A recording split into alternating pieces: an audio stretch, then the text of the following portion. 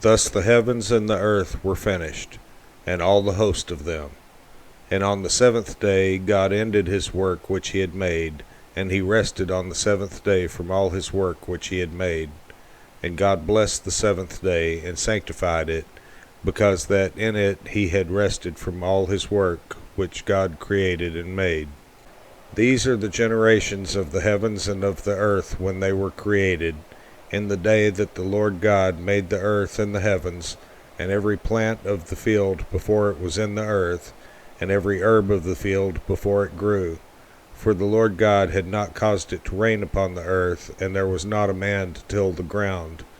But there went up a mist from the earth, and watered the whole face of the ground. And the Lord God formed man of the dust of the ground, and breathed into his nostrils the breath of life, and man became a living soul. And the Lord God planted a garden eastward in Eden, and there he put the man whom he had formed. And out of the ground made the Lord God to grow every tree that is pleasant to the sight, and good for food, the tree of life also in the midst of the garden, and the tree of knowledge of good and evil. And a river went out of Eden to water the garden, and from thence it was parted, and became into four heads. The name of the first is Pison. That is it which compasseth the whole land of Havilah, where there is gold, and the gold of that land is good.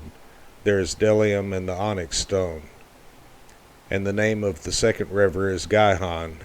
The same is it that compasseth the whole land of Ethiopia. And the name of the third river is Hiddekel. That is it which goeth toward the east of Assyria. And the fourth river is Euphrates. And the Lord God took the man, and put him into the garden of Eden to dress it and to keep it. And the Lord God commanded the man, saying, Of every tree of the garden thou mayest freely eat, but of the tree of the knowledge of good and evil thou shalt not eat of it, for in the day that thou eatest thereof thou shalt surely die. And the Lord God said, It is not good that the man should be alone. I will make him an help meet for him.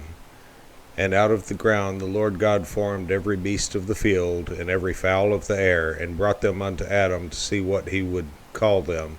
And whatsoever Adam called every living creature, that was the name thereof. And Adam gave names to all cattle, and to the fowl of the air, and to every beast of the field. But for Adam there was not found an help meet for him. And the Lord God caused a deep sleep to fall upon Adam, and he slept. And he took one of his ribs, and closed up the flesh instead thereof. And the rib which the Lord God had taken from man made he a woman, and brought her unto the man. And Adam said, This is now bone of my bones, and flesh of my flesh. She shall be called woman, because she was taken out of man. Therefore shall a man leave his father and his mother, and shall cleave unto his wife, and they shall be one flesh. And they were both naked, the man and his wife, and were not ashamed.